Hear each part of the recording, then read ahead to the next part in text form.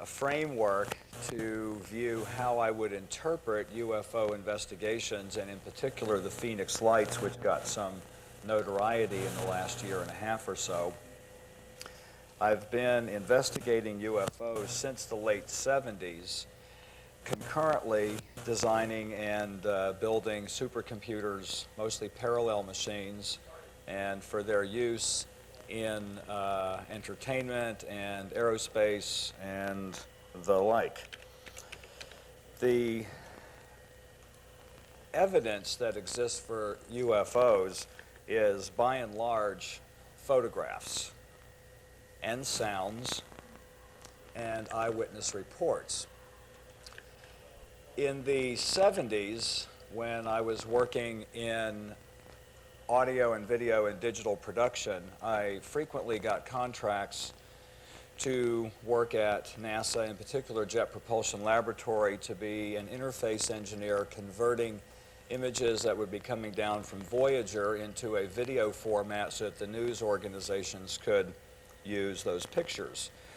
Well, it was in that environment and working regularly with image processing engineers that I met a group of people that were studying the Shroud of Turin project, and I got immersed in that project, followed quickly thereafter by request from the Aerial Phenomena Research Organization, a noted UFO research group founded in the 50s, to devise a method, a repeatable procedure for testing UFO pictures. So I spent the first year in analyzing UFO pictures and the procedures that existed. This is stuff that we do now, trying to get to an interesting picture. Throughout that era of 1978 and 79, the primary work that I did was to find in aerospace, medical imaging,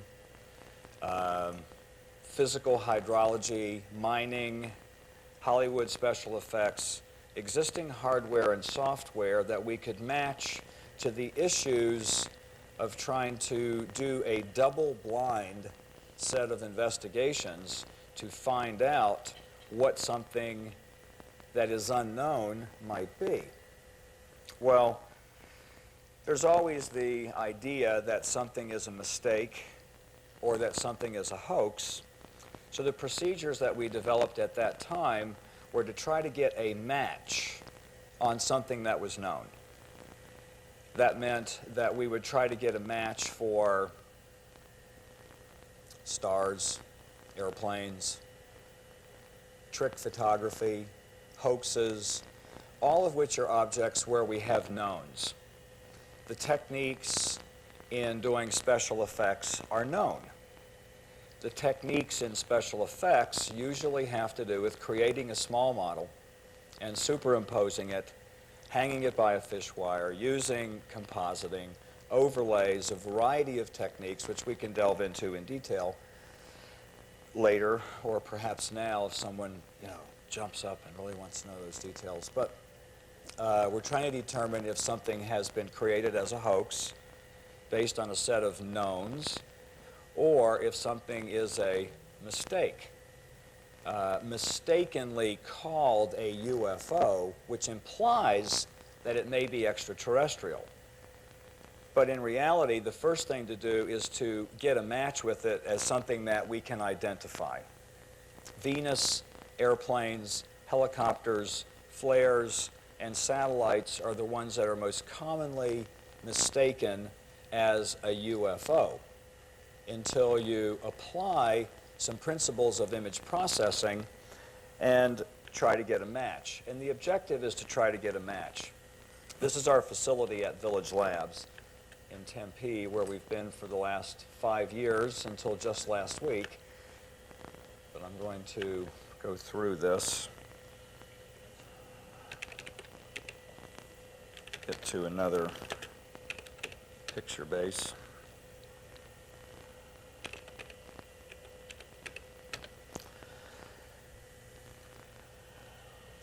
In our work of designing image processing systems, which has ranged from special effects hardware that is used in feature films and television commercials to satellite image processing systems, and medical imagery and ultrasound, a variety of image processing equipment, it means that the processes that are available to us keep getting refined better and better, but the fundamental techniques still remain the same. The principles in image processing remain the same because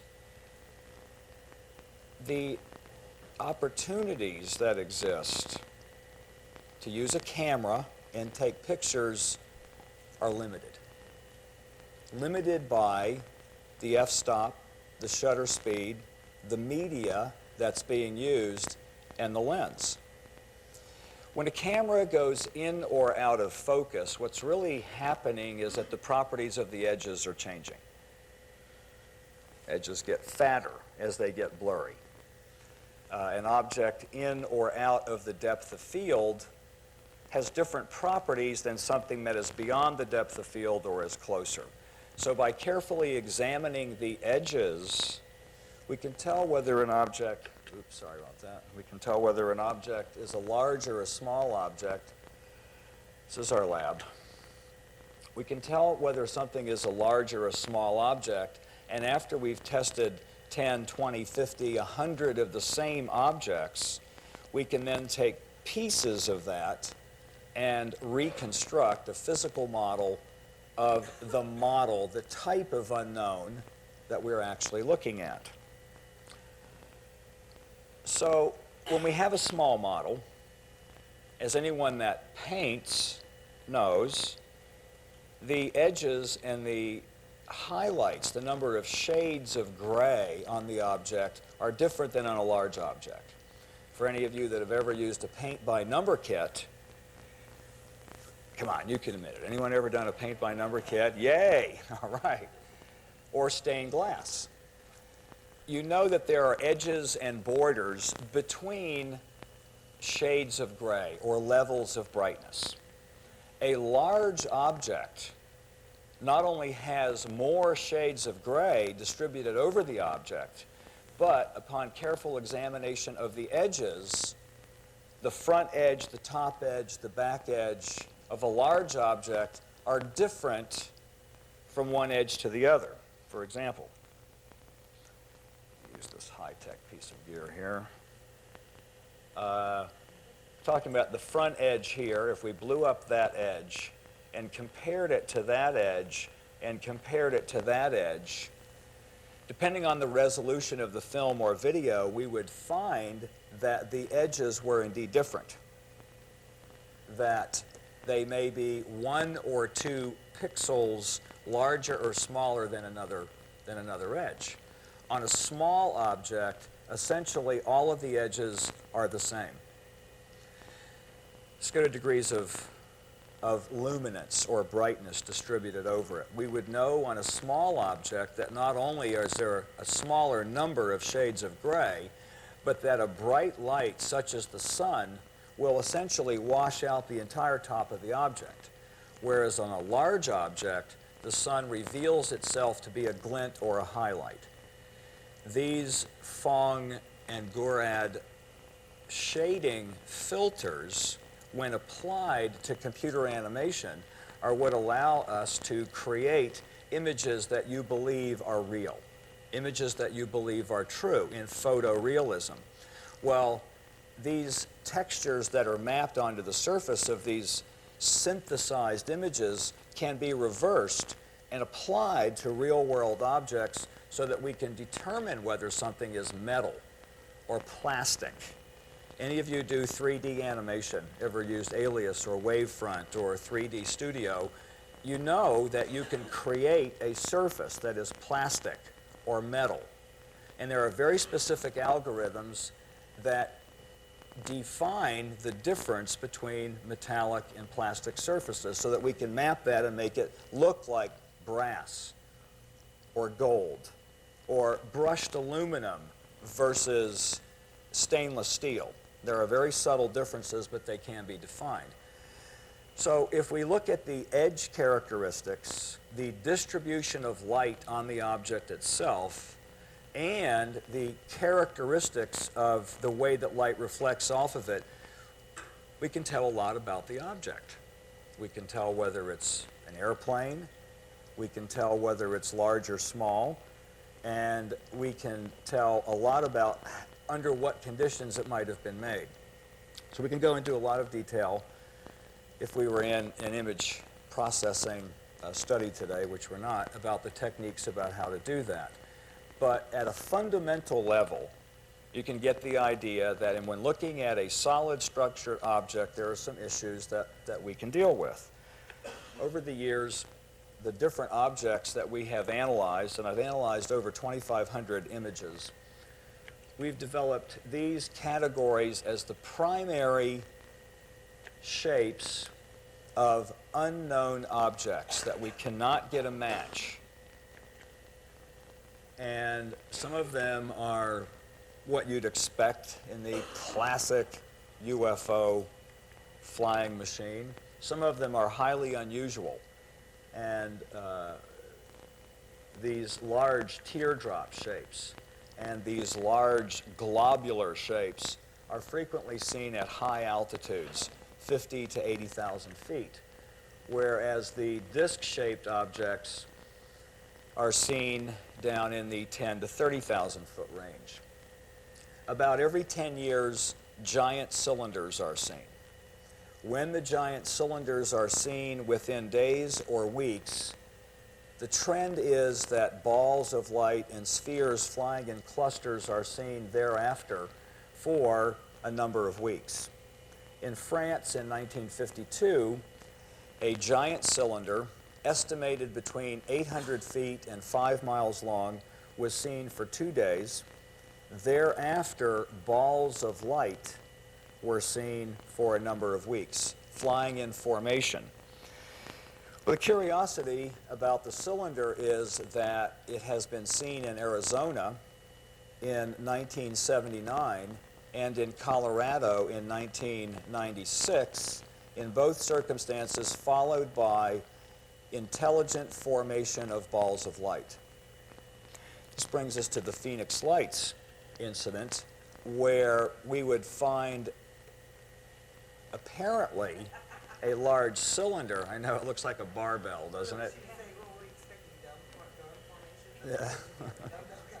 Yes. Some of the formations at high altitude are very unusual, but think about the difference between ships that are on top of the water compared to ships that are below the surface of the water, where we have very different densities. Think about the difference between airplanes that fly at 30,000 feet and airplanes that fly at 100,000 or 200,000 feet, or specifically spacecraft that have gone out of our solar system, such as Pioneer and Voyager. They are very different because of the densities involved. We have different shapes and kind of aircraft. When we test UFO pictures, essentially we are starting with a blank sheet of paper and saying, we're trying to get a match on what it is. Then, when we can't get a match on what it is and go into the category of unknown, we then use techniques to build a database, reconstruct the unknowns, and see if there are trends that repeat themselves. These objects may or may not be extraterrestrial. When jumping to the conclusion that because it is unknown that it is extraterrestrial is an unfair assumption. We have seen objects flying in the last few years that were hitherto unknown, and giant aircraft that have been claimed to be on the order of hundreds of feet in diameter. What I find interesting about the Phenix Lights incident of March 13th, 1997, is that hundreds of people reported the object as being balls of light flying in formation, and hundreds of other people reported a physical structure object in between the balls of light. There's a videotape that we can watch a few minutes of that'll give you a summary of the Phenix lights case. And as most documentaries that are produced about UFOs, there is a bias that happens when the network or the producers that are doing it have a predetermined view about what the occurrence actually was, and then that is modified by their acquaintance and exposure to the investigators and the witnesses. This is a composite. If we take all of the videos and all of the witness reports and look for a common ground, we find a huge V boomerang or chevron shape with bright balls of light that remain in alignment with each other.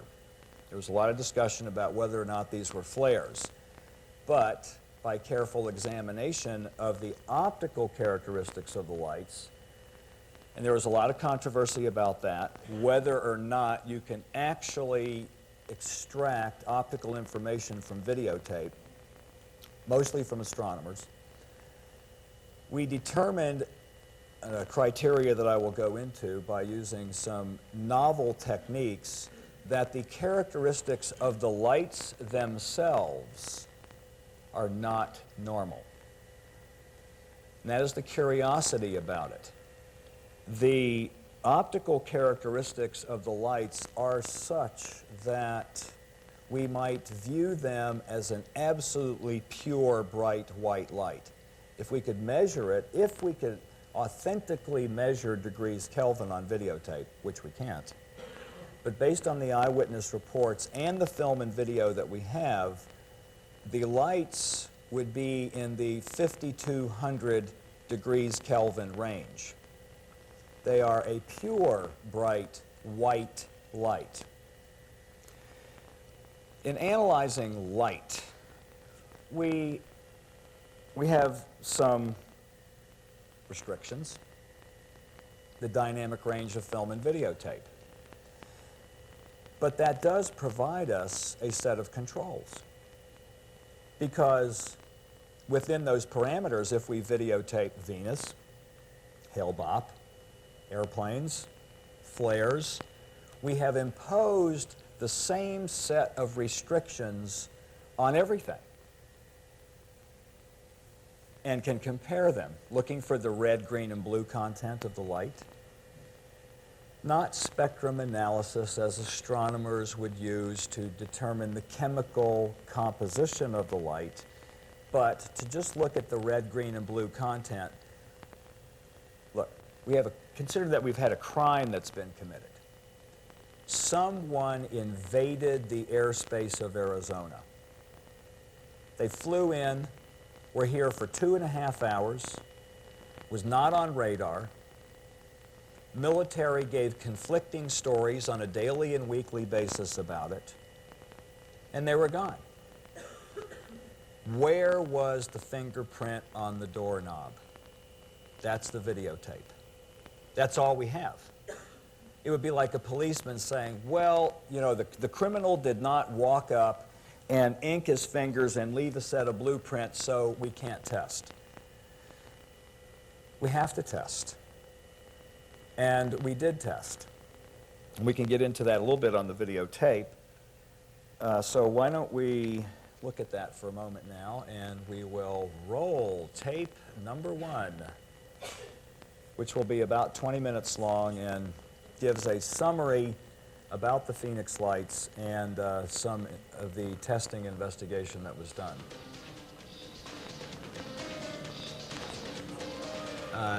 That's not tape number 1.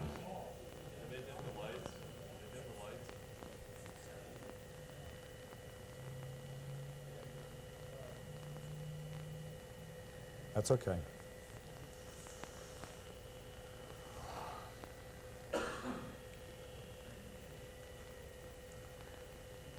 In testing and analyzing the characteristics of these objects, it is hoped that the evidence that we always find, which is lights and sound, will give some indication of their technology.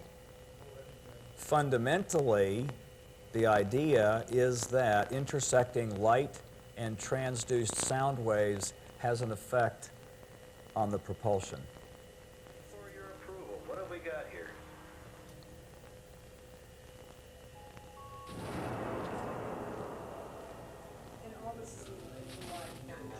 On March 13, Yes. 1997, witnesses saw a V-shaped object fly over the state of Arizona. 90 minutes later, hundreds more observed a formation of eerie lights hovering over the city of Phenix. Despite clear photographic evidence of these events, there was no official investigation. Finally, desperate for answers, many eyewitnesses turned elsewhere for help.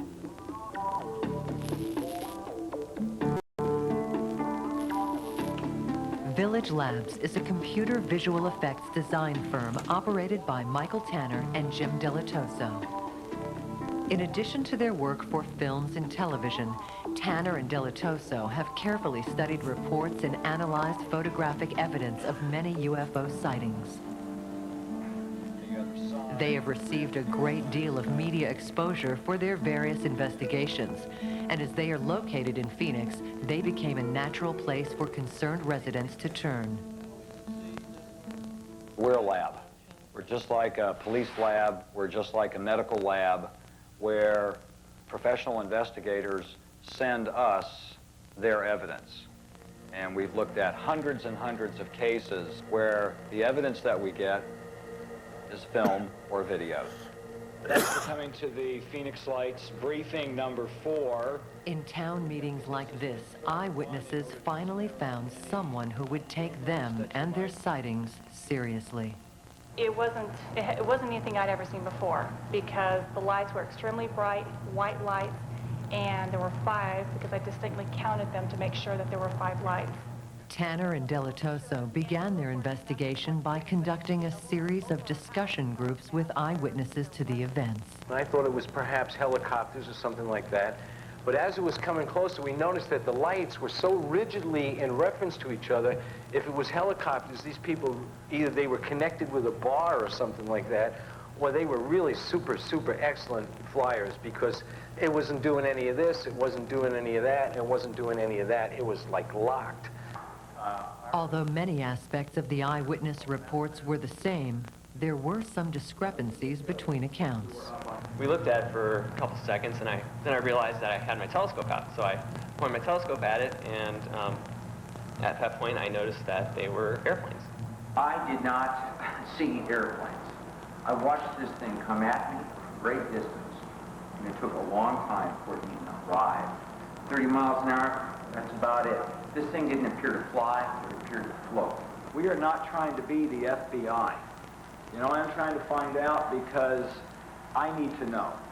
And if these guys... The witnesses represent the total cross-section of our society here. We have truck drivers, we have doctors, we have lawyers, we have retired military, and they're all genuine. Have you ever seen any kind of lights like that on an airplane? Never seen anything like this before, ever. Anywhere. They're just simply ordinary people having extraordinary experiences, and they're sharing those with us. When you saw the lights coming, tell me again the shape. Well, at first, it was kind of like a rounded arc. When it became clear that there were multiple events, the need to interview people directly, the eyewitnesses, in addition to those who shot videos, became apparent. You could see pretty much right through it, and that's when we first saw it. And then eventually it just started coming up closer so we could see a better view of it. Yeah, it becomes very important to look for lifestyle, motivation, circumstance, to see if we're dealing with a genuine story or not. So I had the benefit of doing that while establishing specific locations, angle of view, a bearing, that sort of thing that could add to the database. Let's come on to this position. Using information gathered from the discussion groups and hours of interviews with more than 100 witnesses, the 2 investigators were able to construct a timeline of events for the entire evening, beginning with the first event at 8:15 p.m., which Michael Tanner believes was connected to the second 10 p.m. event. We established that this formation came in somewhere around 8 o'clock and left in the direction that it came, somewhere around 10:30 that night. So we had a general timeline we were able to construct and a general flight path.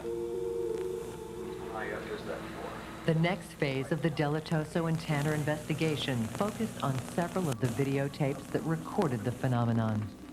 So the landmarks that we have are the hill that's in the foreground of Mike's backyard. Selected portions of the second event videos were captured into their computers. Unknown. So what we've done is take the Mike Kristen shot and grab one frame and now have it in an image processing program where we can do some study on it. A candle, a headlight, a light bulb all have different optical characteristics. So what we want to do is get past all of the illusion that lights look alike and get to the very specific of how are they different, the fingerprint.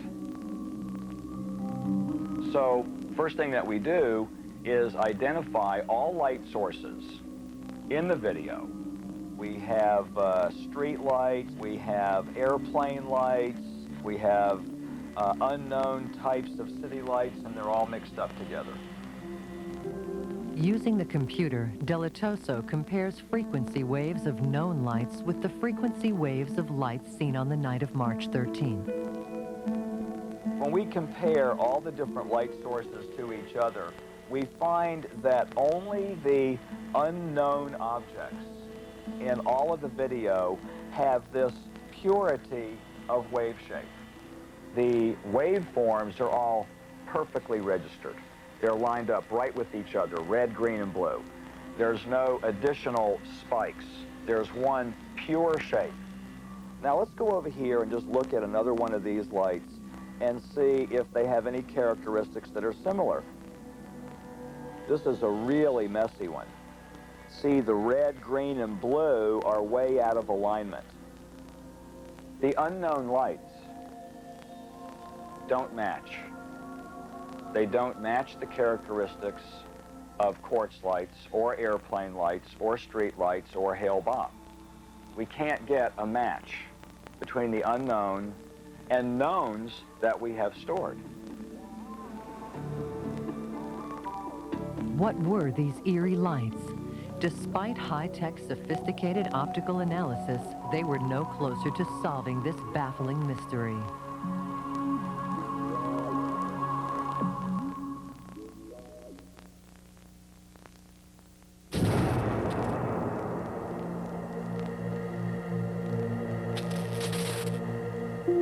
On March 13, 1997, hundreds of people observed two separate unexplained events in the skies over Phenix. Over here, there's four. Despite widespread reports from reliable witnesses, no official military or government investigation was ever conducted. And while some officials seemed amused by the media attention that the events generated, legitimate concern among citizens was growing. I got the camera. Oh, now that one went out to the left. Although a definitive explanation of all the events of that night remained elusive, in the weeks and months that followed, there was no shortage of theories regarding the light formation seen at 10 p.m. Isn't that weird? Look at that. Some skeptics believed that the lights were merely those of military aircraft flying over Luke Air Force Base.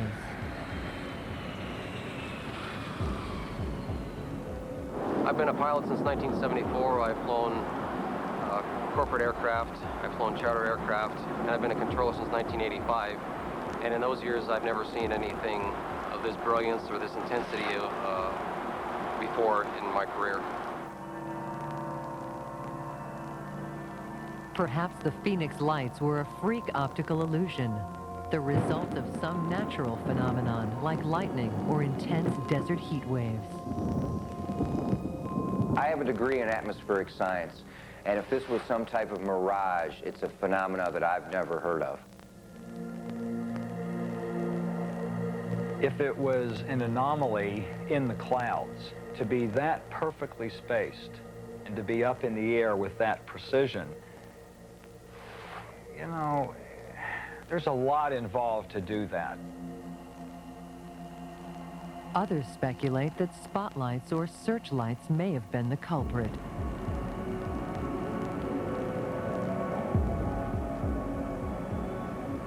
If someone had been shining spotlights into the sky, there were no clouds for the spotlights to reflect off of. So no, I don't believe that the lights were any kind of spotlight reflecting. Some skeptics have even theorized that a group of pranksters could have flown ultralight aircraft equipped with lights in formation to create the impression of a UFO. Was it a hoax? Were there a bunch of rich guys flying hang gliders with spotlights on them? I suppose that's possible, but no one has come forward to claim that. And there again, why would somebody want to do that? Just to get a laugh? It would be a very expensive hoax to pull if that's what you were out to do, and a very dangerous one, and no one has stepped forward and claimed responsibility for that. I don't think that it was a hoax. I don't think it was someone on the mountain. It's a very, very rugged terrain. I don't think that anyone could have been perpetrating it from the ground.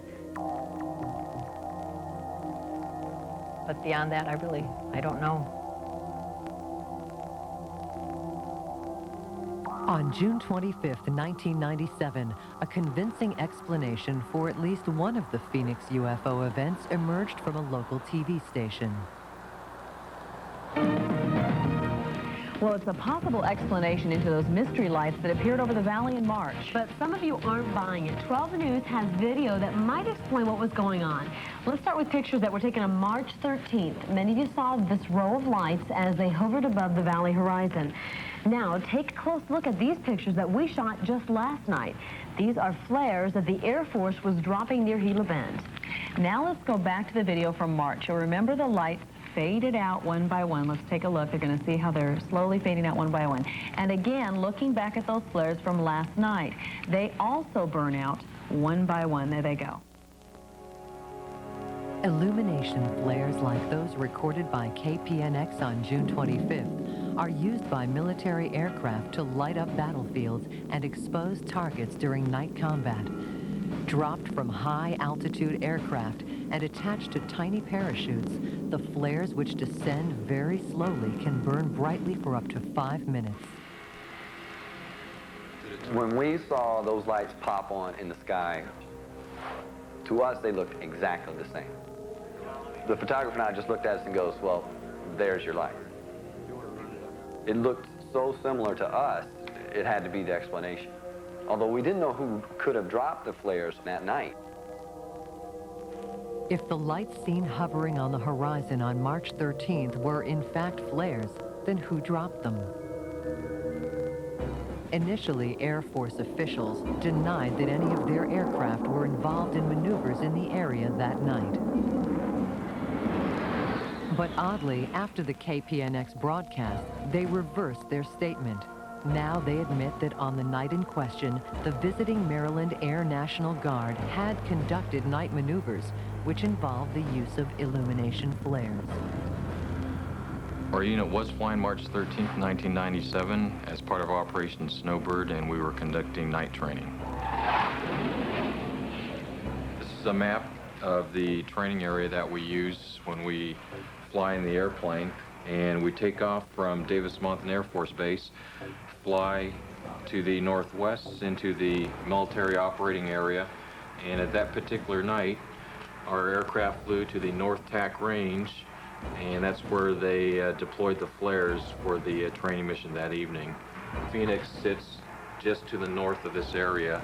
The lights that were observed were about 30 miles southwest of Phenix, which is close to exactly where the North TAC range sits. The flares being dropped at the gunnery range seemed to fit a lot of what people might have seen at 10 o'clock.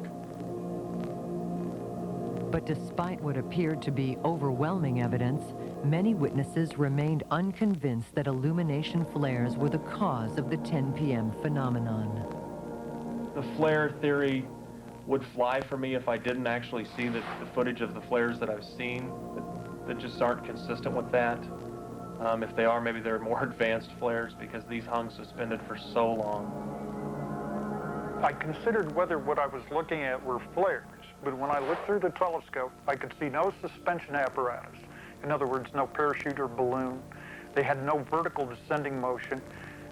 They did not start to drift together as flares usually do, or apart. In other words, they maintained a fixed relationship between themselves. And I could also see that they were round lights of some kind, like orbs, and they were pulsating at a high frequency. While they look similar, they don't look the same as flares. Flares flicker. Flares illuminate what's around them, and these lights over Phenix didn't do that. It would be very difficult for me to believe that if flares had been dropped, that they could stay that perfectly aligned and that we couldn't see at least one of them moving or dropping. Now, a very key point to this is, to eliminate the flare hypothesis is, we saw no aircraft whatsoever. No jet aircraft, no helicopters that could have dropped these flares. So let's go over and look at this object right here. Shortly after the announcement about the Maryland Air National Guard maneuvers, Jim Dilettoso reanalyzed the videotape. From the Channel 12 video, we have the flare objects. This time, he compared the light formations recorded on March 13th with the images of the illumination flares shot by KPNX on June 25th. When we compared these lights to flares, we didn't get a match. The optical characteristics between the unknown objects and flares don't match. They're so different from each other that it's not even close. But not everyone agrees with Dilettoso's conclusions or the accuracy of his methods. Videotape does not have the resolution that you need to perform those particular type of tests. Videotape is very limited in use in investigating UFO instances. The camera actually overloads from the brightness of these flares. We'd rather see film, motion picture film, or actually 35 millimeter, which gives us a lot more dynamic range and much more resolution than videotape does. We've gone to extremes to test them for being flares. And the naysayers that want them to be flares, guess what? They can just keep on doing that. We've moved on to other things. According to the Maryland Air National Guard, the illumination flares were deployed, fell, and disappeared from sight, behind the mountain range seen in the video. But many eyewitnesses claimed that the lights they saw were in front of the range, and therefore could not have been the same flares. In an attempt to settle this crucial debate, we gave the tapes shot by one of the witnesses to Dr. Leonid Rudin of Cognitech, a California-based image processing firm. Rudin examined the same images that had been previously analyzed by Jim Dilettoso. We were presented with two videotapes. One videotape was shot at night. Another videotape was made during the day from approximately same location with the camera pointing in approximately same direction. Give you the angle, an idea of the surroundings and what we saw at night, and the mountains where the lights appeared to be. There's a mountain range here as well. We don't know where it is over here. Rudin first lined up the day and nighttime images, using the ridgeline in the foreground as a reference.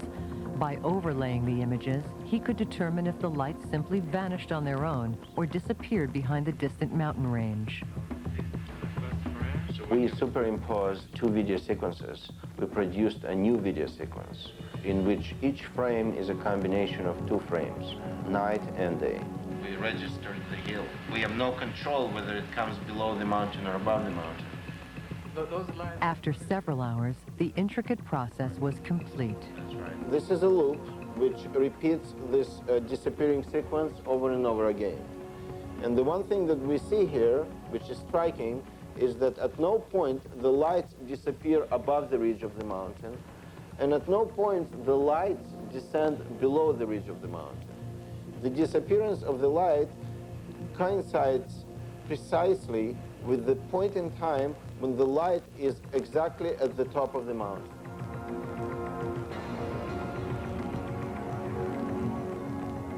And that happens not with one light, not with two lights, but with all the lights that we see on the videotape. Therefore, the only conclusion we have is that those lights are behind the mountains, not in front of the mountains.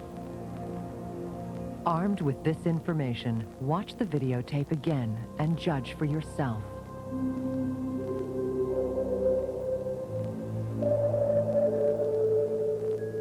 Are these merely flares dropping behind a mountain range, or UFOs mysteriously vanishing? Sometimes the human eye can form its own conclusions.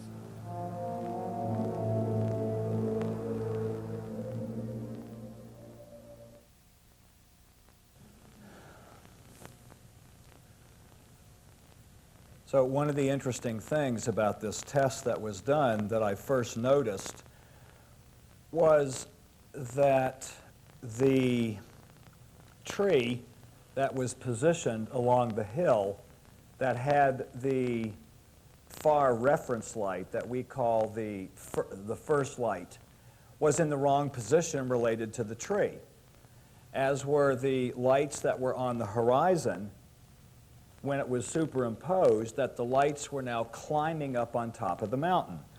Well, it was curious to us how this laboratory could have done these tests and, quote, proven that the lights were behind the mountain. After doing a little investigation into this particular company, Cognitech, we found out that they are in the business of recreating accidents generally for the plaintiff. I don't want to say that they are ambulance chasers, but it was curious to us that a scientific lab to do this testing would have been selected who is really in the business of working for a plaintiff or a defendant. So we got with Mike Kristen and we got with some other people and did the test again. 3 of us having done it, we decided that we would call upon a 4th organization, a local television station, to go back out to the location and that they would do the test again, because the optical characteristics test had been dismissed whenever possible, thrown to the side. The military were coming up regularly with new stories about now the Maryland National Guard had come in and dropped the flares, and no one knew for almost 4 months. So how could it be that the Arizona National Guard, yes, how is it that the Maryland National Guard came in and did this, and that neither Davis-Monthan or Luke Air Force Base or Sky Harbor knew that A-10s, a foreign military, had penetrated into the state and dropped flares? Some of the conflicting stories were that they were back on the ground at 8:30 while these lights were seen, this particular set of lights were seen and videotaped at 10 o'clock. The story was also that, this is the Mexico footage. After this is a piece I'd like you all to see.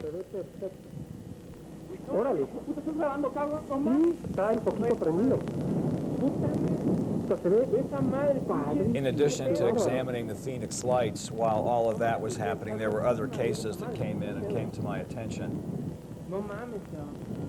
This one happens to be on the same reel.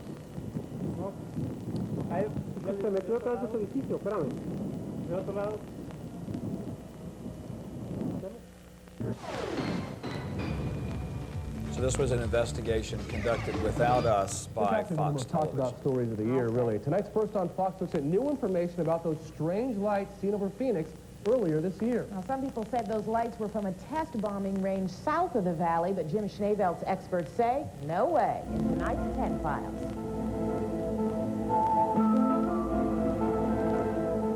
Many believe that the strange lights of March 13th were bombing flares above a practice range. But the man that took these pictures from his Moon Valley home still wonders what he saw that night. I don't know what they are, but I know that they're not flare shot from an airplane. Kristen's view for the last 17 years looks out over the Southwest Valley. He can clearly see the Estrella Mountains, and he believes the strange lights were not over the bombing range beyond the mountains. You're convinced these lights were this side of the mountains? Absolutely, absolutely. And the reason I say that is because the lights were lower than the mountains. The mystery of the lights was reignited by a 1-hour TV special last week on the Discovery Channel. In that program, a California optics lab compares Kristen's nighttime video to the same scene taken during the daytime. Their result shows the lights above and beyond the mountains seeming to disappear as they fall out of sight over the bombing range, supporting the flare theory. And he really stretched the imagination here to bring this thing in. Kristen watched the program and questions it. He thinks the lights were lower and in front of the mountains. So we test the footage ourselves. It's a simple test using daytime and nighttime footage, both taken by Kristen using the same camera at the same location. We compare positions of the lights.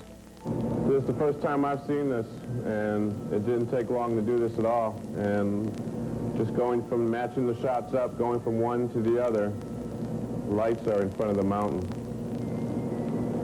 Why the discrepancy between our test and theirs?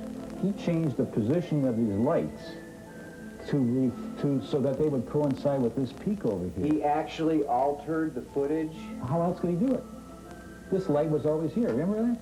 If these are flares, are they over the bombing range? Or has the footage been altered? And by whom and why? The mystery continues. Jim Schneebelt, Fox 10 News. The flare controversy only relates to the sightings to the southwest at around 10 o'clock that night. Other sightings over Phoenix earlier that night also remain unexplained. So that was what we were dealing with during the peak of the investigation, that we were finding that regardless of what scientific analysis we had done, regardless of what tests we had done, the witnesses, such as Mike and Sue Kristen here, were accused of collaborating with a hoax, that there was a lie that was being conducted by the investigators and all of the witnesses. And surprisingly, it was one of the local UFO investigation groups that was most vocal about trying to demonstrate that it was flares. Meanwhile, outside of Phoenix, national attention was being put on the Phoenix lights, and that was a curiosity itself. Why was it that network news, ABC, CBS, and NBC, all carried the Phoenix lights at the same time, months after the incident had actually happened? Was there someone somewhere that said, well, the investigators appear to be getting very close to this, and there's a lot of confusion about it, and this may be a grand opportunity to release, not only to the United States, but to the rest of the world, some shred of information about a major sighting. The visits then started to our lab.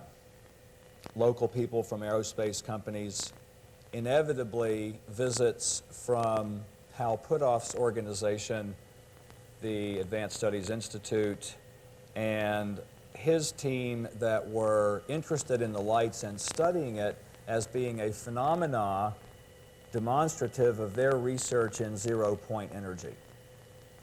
That this phenomena could perhaps be a higher level of extraterrestrial visitation than had been happening for 50 years.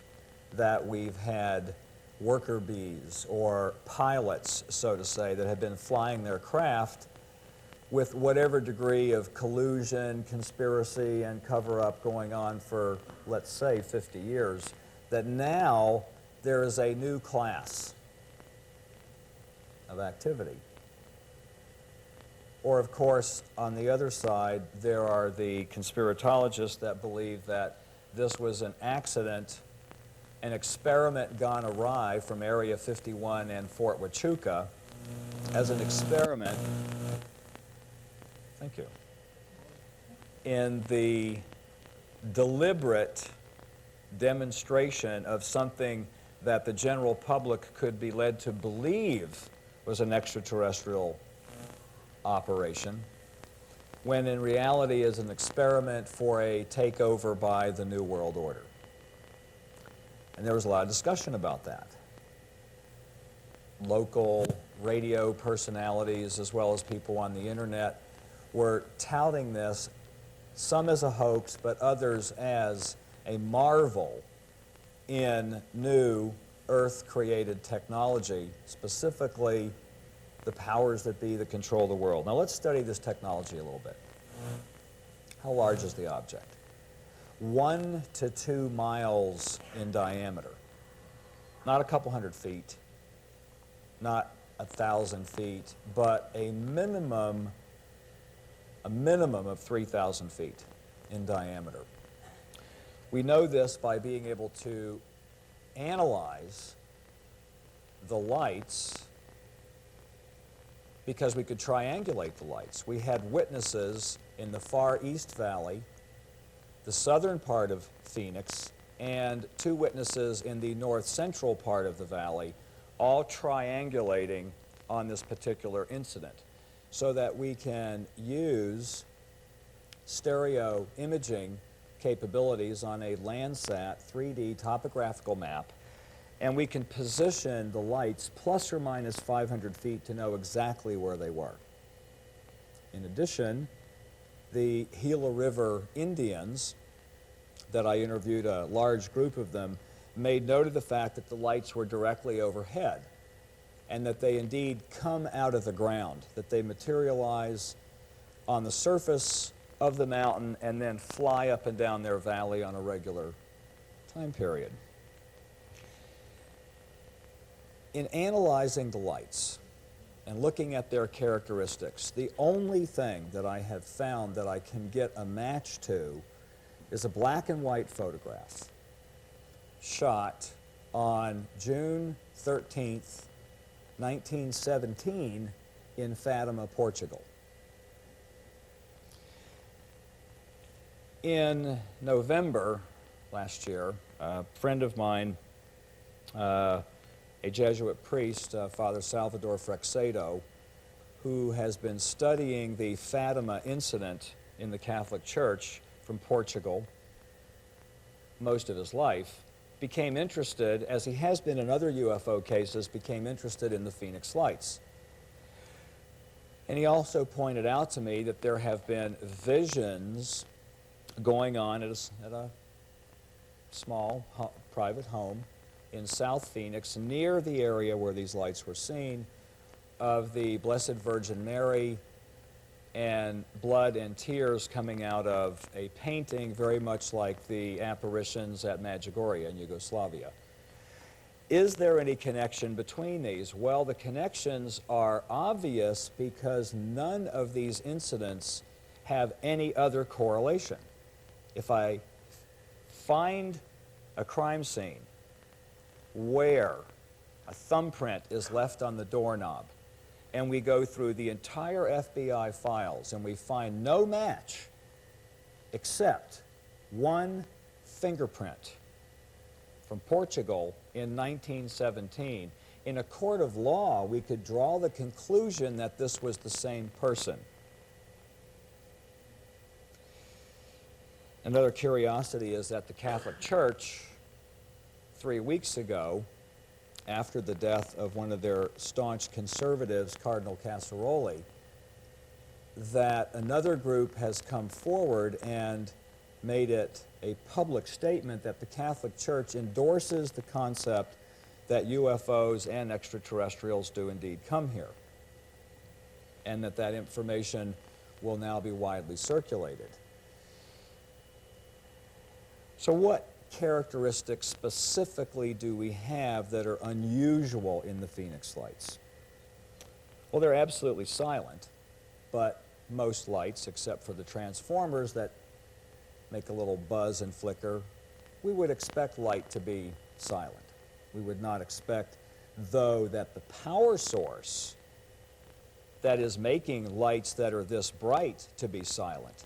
How much energy would it take to have 7 lights, approximately 500,000 candle power per light aloft? How much energy would it take to do that? And to be able to turn them on and off for 5 minutes at a time. How much energy does it take to fly an object from Prescott to Phenix in 3 minutes, distance of 100 miles, and then slow down to 30 miles an hour and float overhead?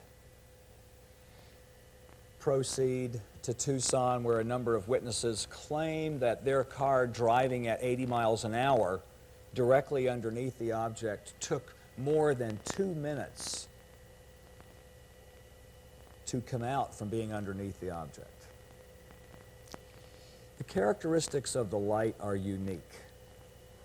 There is essentially no corona.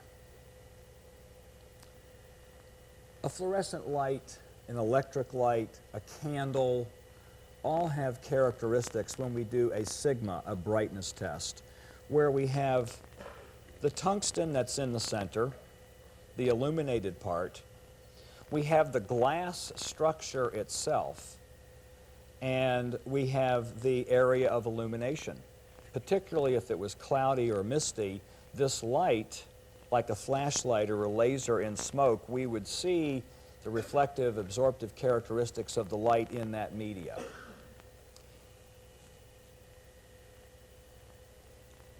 These objects have no corona. The object has no diffusion or corona characteristics around the outer edge. If we do a line test and run a line through it and make a graph that shows us the brightness of the object, we'll get a graph that shows out here the black sky, except for the noise that's on the video. We get to the edge of the object and it jumps in brightness, remaining red, green, and blue graphs coincident, in phase, white. As the line would proceed through the light, the graph remains at the peak. We get to the outer edge, boom, it falls off. I can't find a light that flare or quartz has these characteristics from manufacturers. But let's say that we don't have just one frame. We have a light that came on for 3 minutes. So if we want to look at a light over a period of a couple minutes, we can build a graph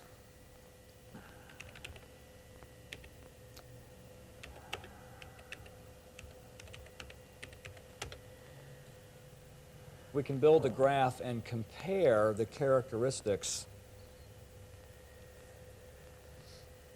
Larry, could I have the screen, please?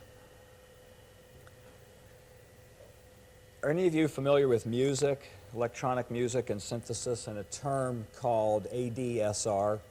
Attack, decay, sustain, release. Let's make a graph of the sound of a drum. This is quiet. As soon as the drum hits, the graph will go up. It doesn't go straight up like a square wave, but it goes at a steep climb, reaches its peak, doesn't sustain for very long, and it falls off. That's the attack, the decay from the peak, the sustain, and then when you would release the note, the flute note, the bow on the violin, the graph falls off. Well, we can do the same thing with light. We can look at a flare. We can look at an electric light. We know the characteristics of these, having tested them before. So that over time, a flare, these are flares, 1 minute, 2 minutes, 3 minutes, and then the decay. So down here we have a graph where we see the way that a flare comes on, and each one of these correlates, each point on the red graph correlates to a moment of the flare. These have to do with brightness, not just shape. If we look at a candle or a flare, freeze a frame, do a Sobel edge detect on it, the shape of that light will change frame to frame, and there's 30 frames a second. The brightness will also change. In this case, we're looking at the brightness of these lights of flares, and we can see how the graph, they remain generally in the same area of brightness, and then they rapidly fall off. These lights, which are unknown, come on in a very regimented method. They remain almost exactly at the same brightness until they decay, at which it's then a very nice little staircase by which they go off. And I shouldn't even say that they go off. It's more like they go away, like a naval light for conducting semaphore, where we have a Venetian blind that closes on it. The lights are not dropping below the mountain. Something is changing, and the lights are having an obstacle put in front of them that blocks them. And then it opens again. There is no corona. The brightness is precisely pure, bright, white light. And when the lights are examined at a very large diameter, and we take the video, blow the image up so that we have 300 pixels. This video projector is 400 pixels, 400 lines across the entire. So we take one of these lights and we blow it up so that it's 300 pixels in diameter. We find that there is an oscillation pattern that is going on inside of the light when we conduct Fourier analysis on the lights. In doing fast Fourier transforms, that's where we found the most interesting and significant aspect in the study of the lights, in that the pattern, the distribution of energy in the center of the light, and in the light as a total unit, remained absolutely flat. But inside of the object itself, it is moving in a pattern that appears to be like a Ferris wheel of liquid that's moving and rolling forward. In doing a Fourier analysis and a Fourier series, it was very curious to us as to, is there anything else that we could find when blowing it up that would make a pattern like this? So we did look at red and green lasers and flares, car lights, and a couple of airplane lights, and after studying 10 or 15 frames, thought there was no Fourier series inside of the lights like this. Well, in my many years of studying claims of the paranormal and unknowns, I have not come across this set of characteristics before. It may be very significant if we look at the reasons why scientists from the Advanced Studies Institute, in particular Hal Puthoff and David Froning, became interested in the Phenix lights as applied to their studies of zero-point energy. So we'll look at a tape now that ran last fall, and the paper in particular that was supplied to me was then illustrated and animated by a news organization so that they could then at least attempt to dispel the ideas, the rumors that this is flares.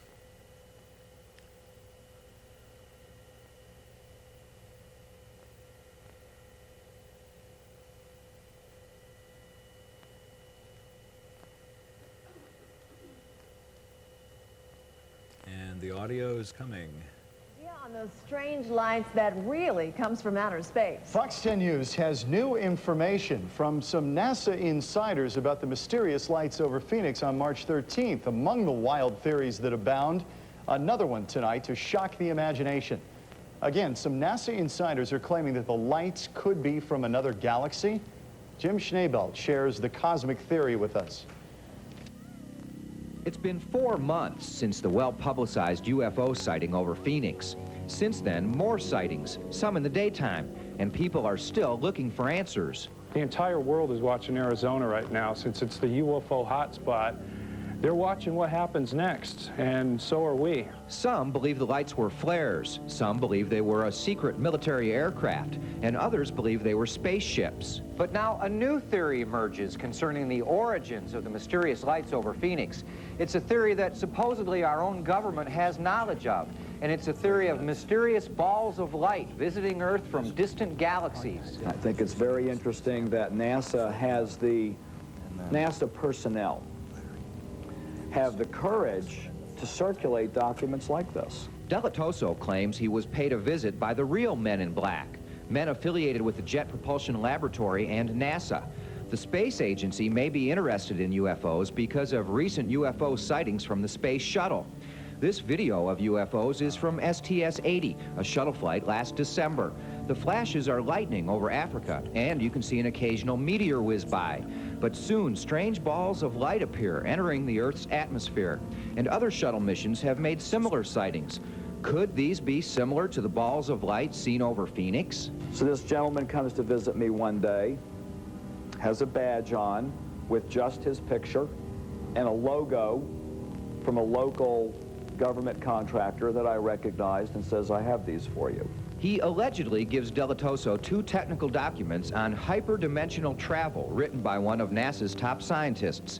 The papers describe how in quantum theory it would be possible to generate balls of light in a distant galaxy and send them hurtling toward Earth faster than the speed of light, using tiny black holes and the forces of gravity. It's the stuff Einstein theorized about. Now we're sitting here in Phoenix, Arizona, trying to decide if it's flares, and we have NASA in a select group inside of NASA theorizing that it is a collective consciousness transfer of extraterrestrials. Months after the sighting in Phoenix, no one is claiming to know for sure where the strange lights came from or why. But the intergalactic theory is as good as any.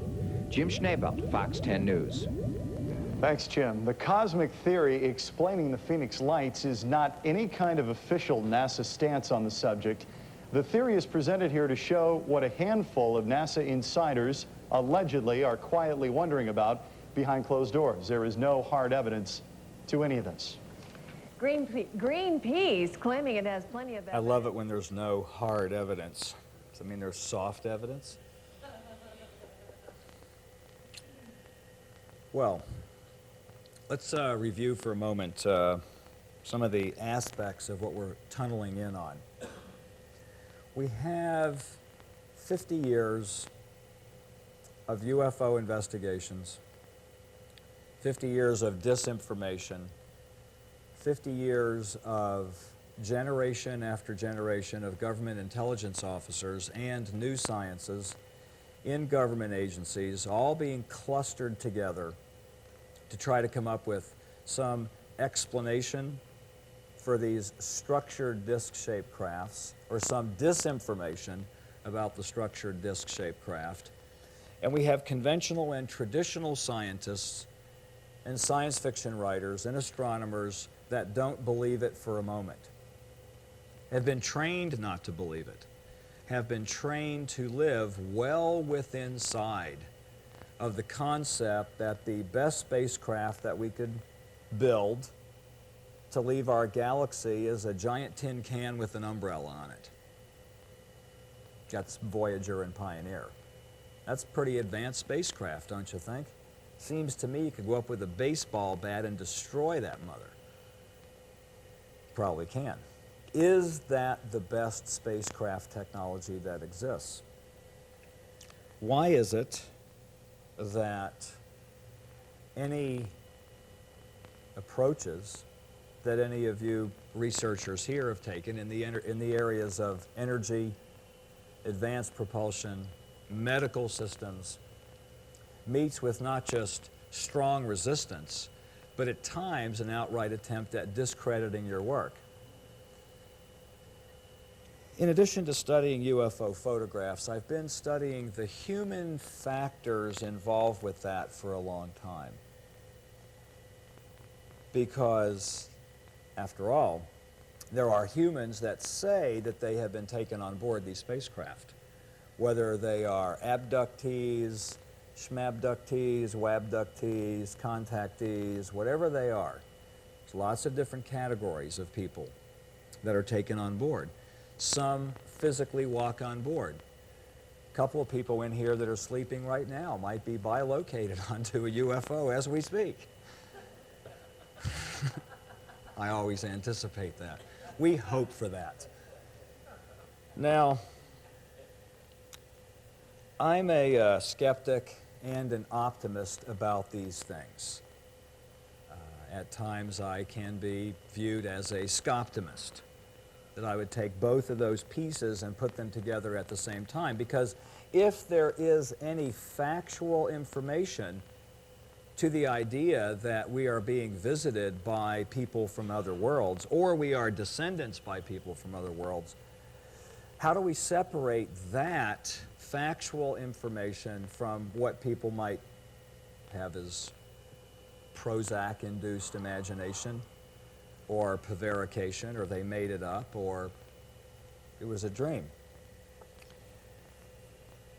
But after a while, testing the pictures would be as significant as if we all went up on the roof of this building. Steve has a penthouse up here that we could take these cameras and telephoto lenses and videotape and photograph all these cars outside, and then come back in and analyze all those photographs of the cars and put it in a database and believe that that would tell us something about the people that are driving the cars. Well, it won't. We won't know very much. We might know some things. Trucks are for people that work, and Mercedes-Benz are for people that work in a different way, etc. But will we really know how they think and what they believe? Will we know the motivation of the people that are driving the cars and what they are trying to impart to each other or to us? And that's the real puzzle. That's the mystery. That's the reason. A lot of people say that they channel. A lot of people say that they have imaginations, vivid imaginations. They come up with technology by grunt, sweating, thinking it up. Other people have it in a dream. Other people, such as Marcel Vogel, a prominent scientist at IBM, believed that he was telepathically in contact with extraterrestrials, as did Richard Miller, the chief scientist at Ampex and Grass Valley Company, believed that he channeled it. Philip Corso tells us that the founders of National Semiconductor and Intel and Motorola were all at Sandia Labs in the late 40s together, and that the technology that we now enjoy with these gadgets and these are actually reverse engineered from extraterrestrials. What if extraterrestrials really come here? Who are they talking to? Are they talking to you? Are they talking to you? Are they talking to you? Isn't it curious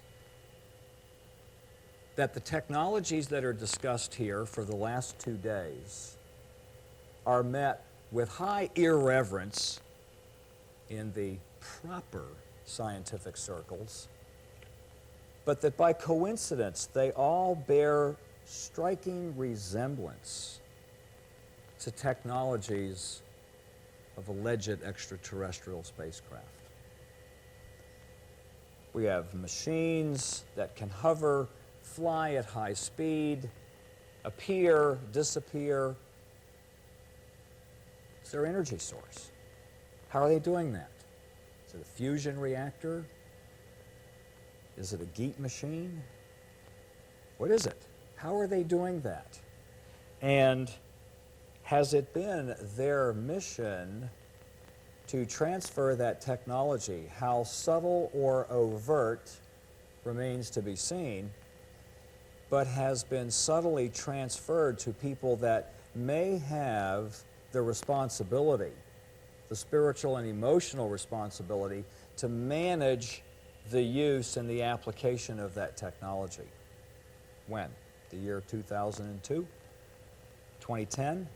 Certainly not 1990, 1980, unless it was moved by the military into the private sector for commercialization. Let's pretend that two hypotheses are true. First,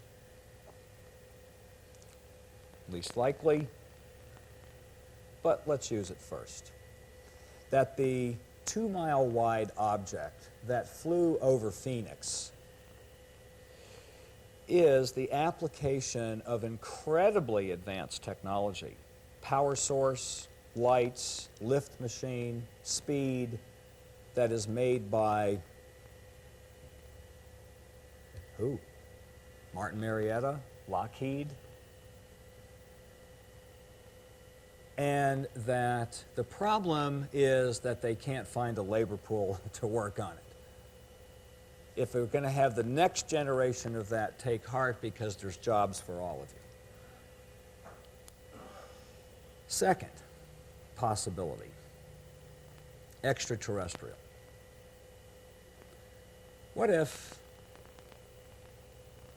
fragments of Nostradamus, Gene Dixon, that driving feeling in your stomach that you've been selected for something, are all true at the same time?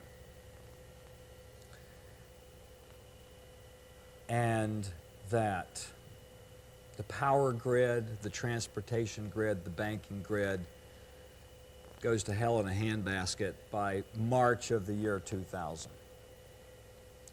How are people going to be communicating with each other? How are people going to be restructuring communications, power, systems, and technology?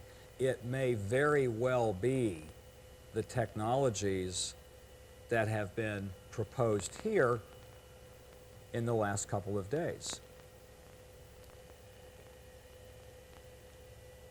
Maybe they're not related. Maybe extraterrestrials come here and they don't have a clue what you're working on, and they don't care to help you or assist you. Maybe they don't care to help our planet at all. But I don't think that.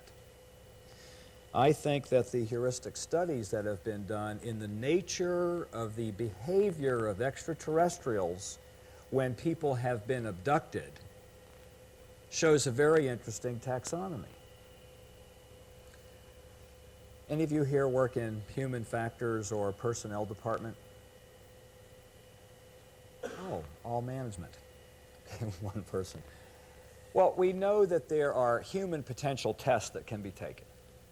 There are a variety of tests that can be used to test aptitude and perception.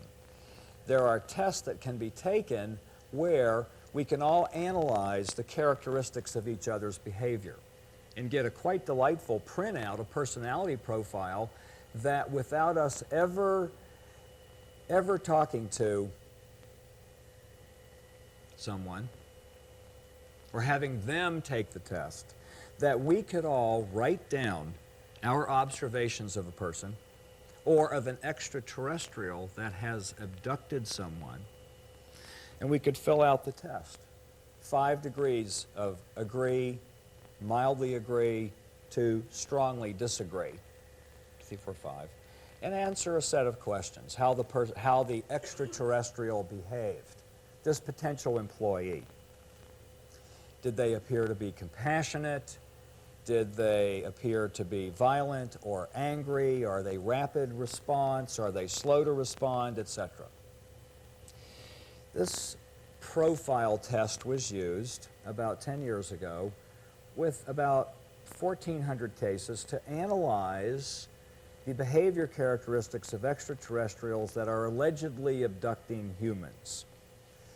An interesting set of conclusions came about that not one human has ever died or been assaulted or beat up or robbed by an extraterrestrial.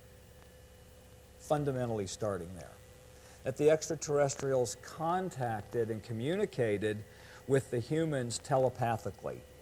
Transfer of thought forms, a sense of knowing, a sense of understanding happened between the abductor and the abductee. Whether they were little gray, bug-eyed beings or whether they were tall, blonde, Nordic, human-looking beings, there were a set of consistencies. So if we take those consistencies and apply them to a what-if, who are they? Why are they here?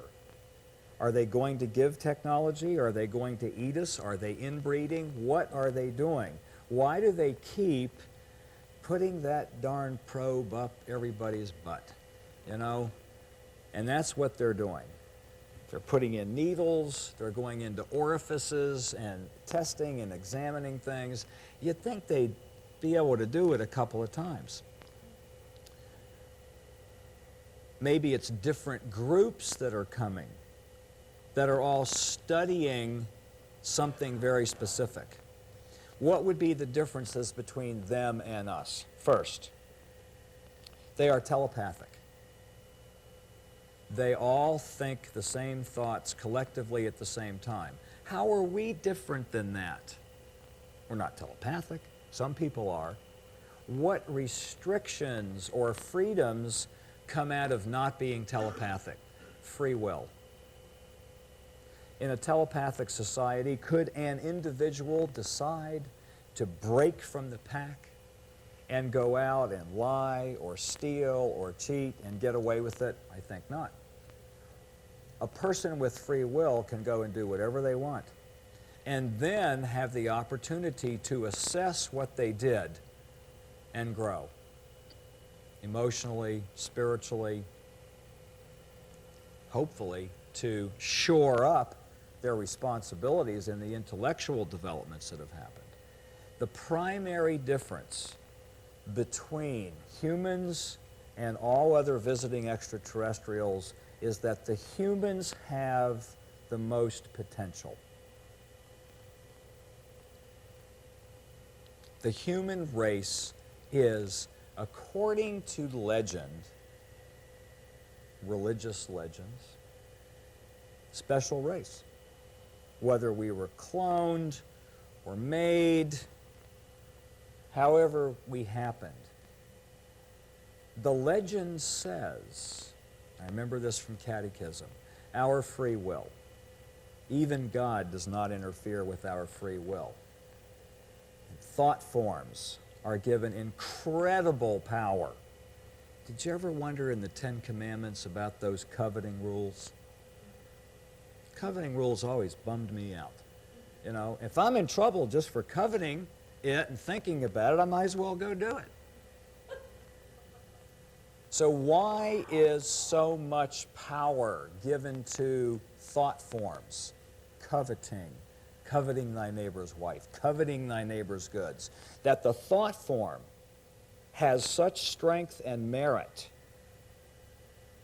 in the freedom of the thought form that it very well may be the absolute difference, the prize, the reason why extraterrestrials come here is to see what we're going to do with all this tremendous potential. Imagine a group of extraterrestrials that are hovering up there, talking to people from another part of the galaxy. Come on, check these people out. You won't believe it. They can go from pimp to avatar in one lifetime, and look at what they're doing. They're robbing and killing and murdering and poisoning and nuking and stealing, and greed and avarice run rampant. You won't believe it. Come on, Go down there. Okay, you go to Brazil, go over there, get 4 days. Try to figure it out. Try to study it. Don't interfere. Knock him out. Find a regular guy, study him, try to get in there.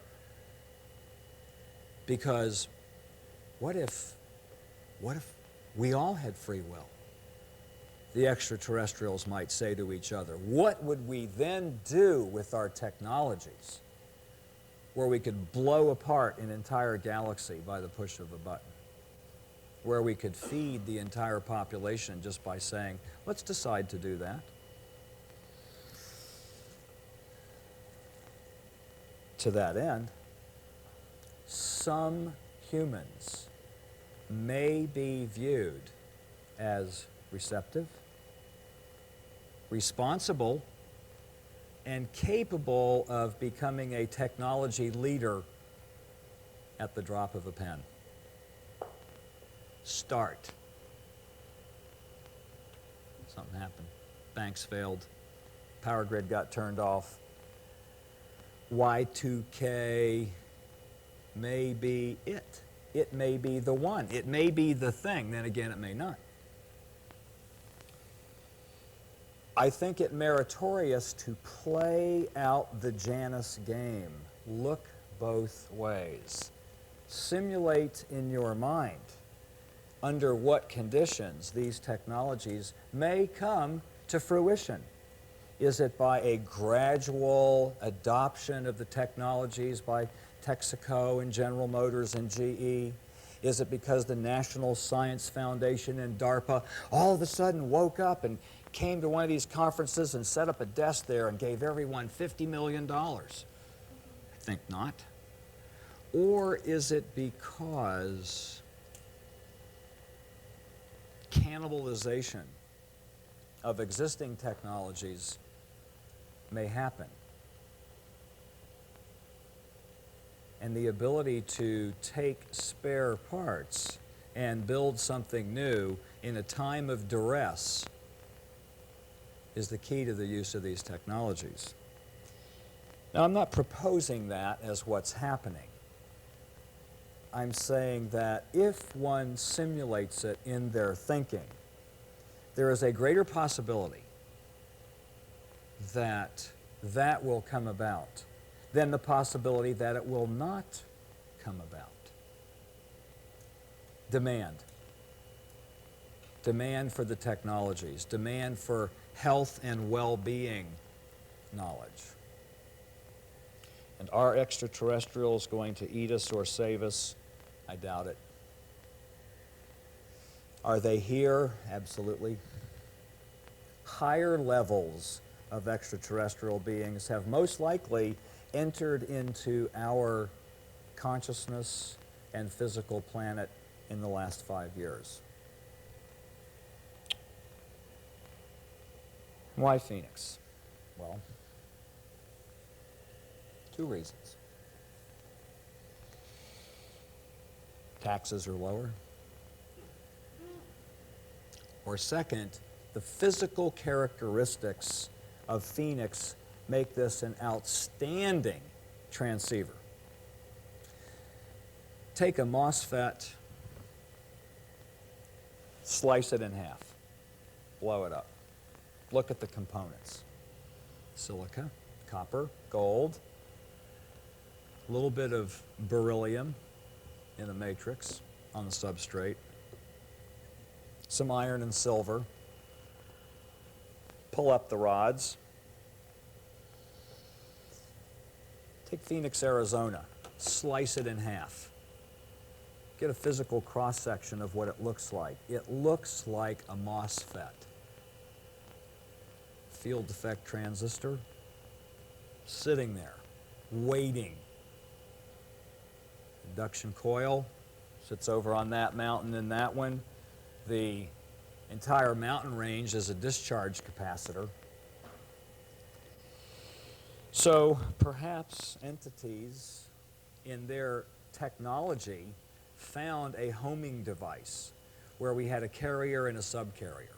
The carrier being the physical characteristics of the valley itself, and the subcarrier being the collective human consciousness. Maybe the rumors about Sedona are true. Maybe there's a higher vibration in the people that are here. Whatever happened on that night, those people or those lights or those entities wanted to be seen. It was no accident. They wanted to be seen. And they didn't go away. They went somewhere else, but they didn't go away. They are here. And as the weeks, months go on, we will see in other places around the world these same lights in formation. I brought some videotapes with me of clusters of these lights in Belgium and Germany and China and Korea and Mexico. But you all have televisions. Pick a channel. It's on. UFO programs are on all the time talking about triangle formations of balls of light. And the investigators, the television reporters are getting smarter. They know which questions to ask now. They understand the difference between reporting on a structured craft and on a non-structured ball of light and other entities. I'm going to close by answering any questions, technical or amusing, that you all might have. And I think there's another person after me, and wine and cheese and a smorgasbord of things. So let's just consider what we've done here as an appetizer. And thank you for listening to this part, and we'll open it to questions. Go ahead. First thing, I just wanted to let you know that Bruce Peralt, one of the other lecturers here, Yes. has an extensive packet on evidence, or some evidence of T.H. Murray being the actual inventor of the first transistor rather than an extraterrestrial source. You could probably talk to him about that. Yes, I find that interesting and, of course, plausible. And the other thing I wanted to also ask you, if you not to bring credence to this guy, but and also not to deny my understanding of anti-gravity, and I believe that it does exist, but the what's his name? What's that remote viewer guy on Art Bell? Oh, yes, Ed Dames, that guy. His assertion that it was that these lights were an interference pattern of ultraviolet light intersecting. Can you make any comments on that? Yes. Well, intersecting ultraviolet lights are useful in stereolithography. Photopolymers harden by intersecting ultraviolet lights and make prototypes and scale models.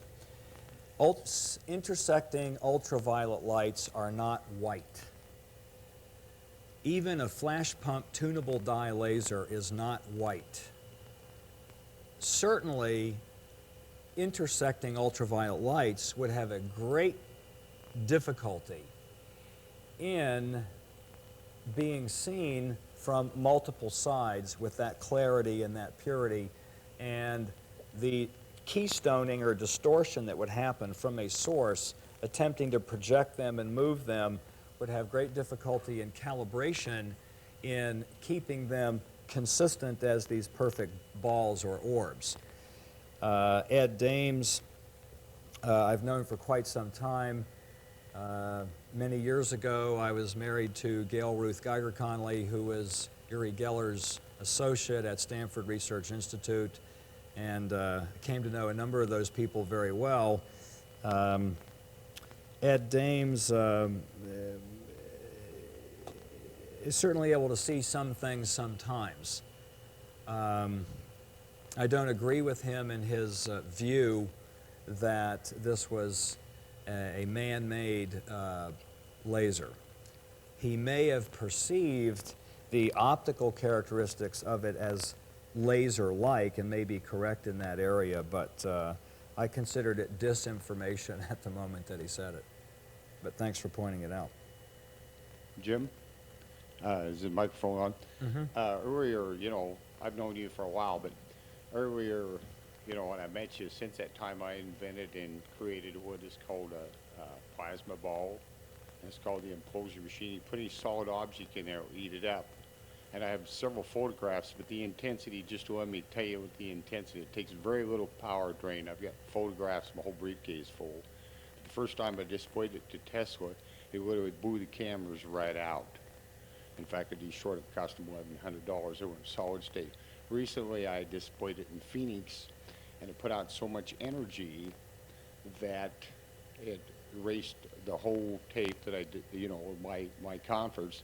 And I got several pictures, but it's white, it's very cold, the intensity is so much that you can't even look at it with the naked eye. But the other thing of it is, it takes very, very little, it's something like 900 watts. And I do have pictures. I was just going to say, if you would like to meet me later, I've got stacks and stacks of pictures. I've got some there. But it is a pure white light.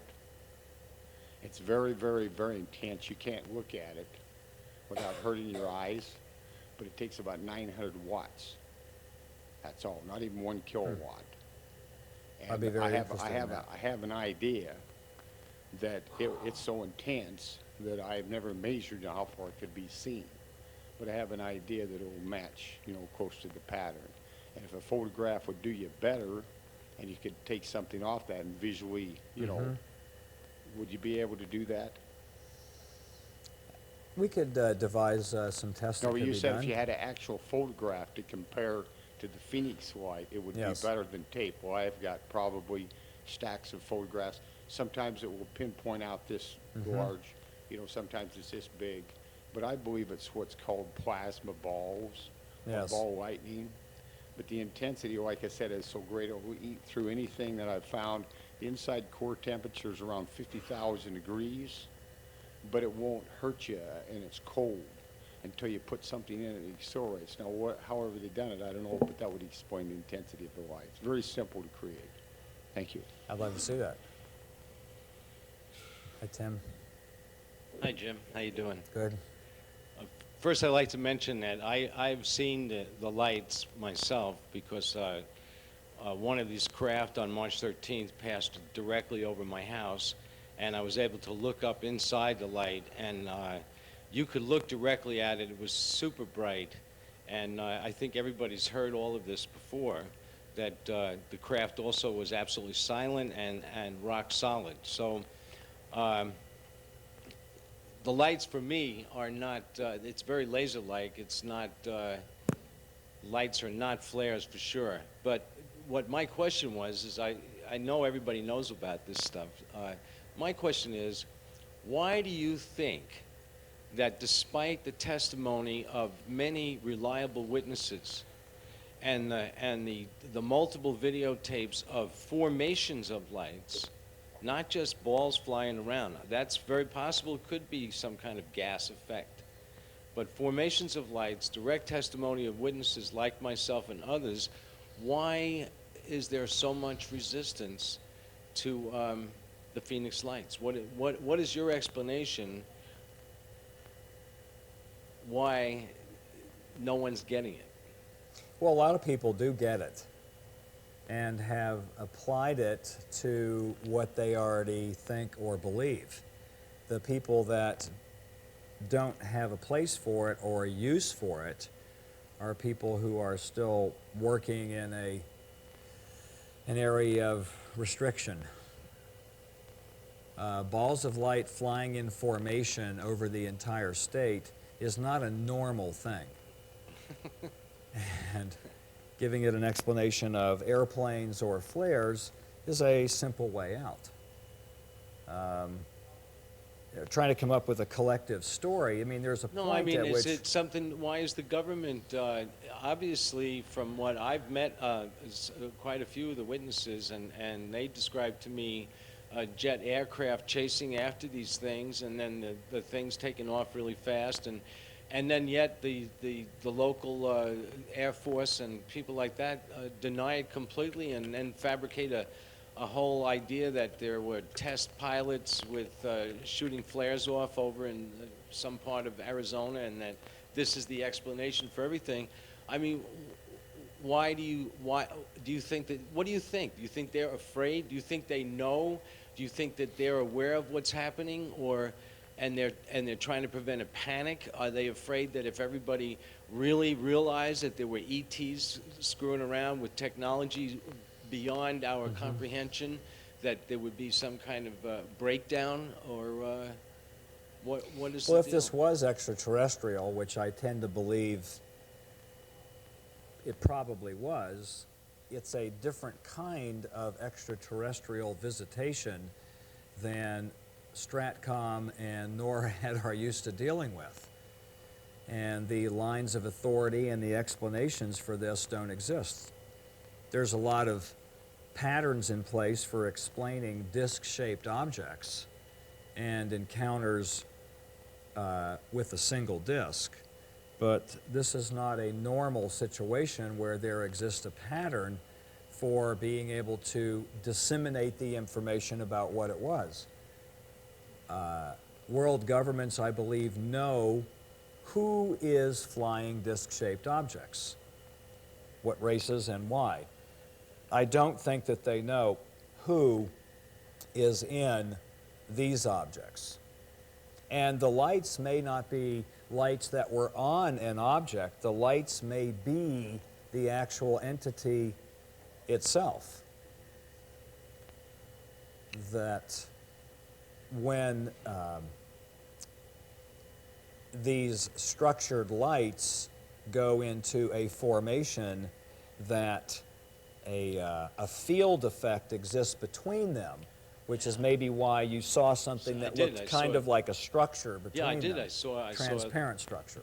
Well, it wasn't transparent. It was opaque because as it went over the house, in between the lights, between each light, it was like you couldn't see the stars up in there, and it was very sharp-edged. I could see the edge of whatever it was.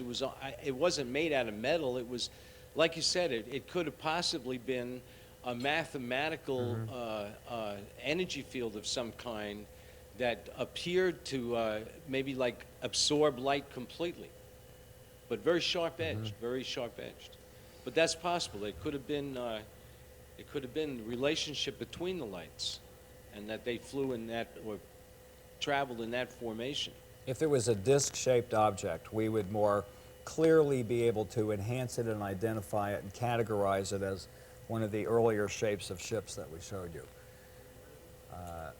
This is something so phenomenally new that there isn't a lot of collaboration or other images to compare it to.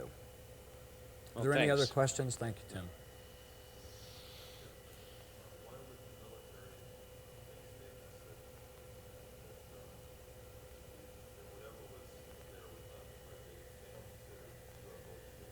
Yes.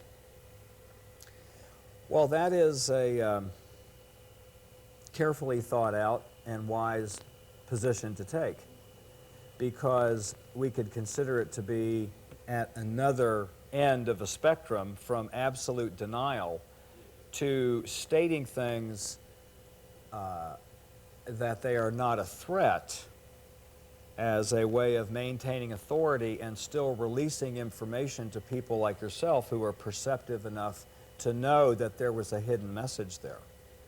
They very well may be a threat, but they do not seem to behave as if they are a threat. Annihilation could have happened a long time ago if that was their objective.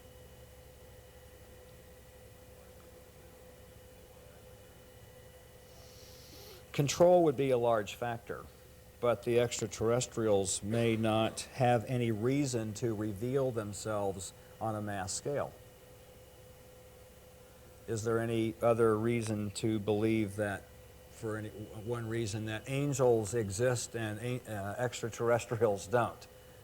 That the general public is more inclined to believe in the reality of the existence of angels. A larger percentage of people believe, 68% believe that angels exist, 55% believe extraterrestrials exist. One more question and then we're finished for the evening, or was that the last question? Okay, no questions. It worked. Thank you very much. See you again.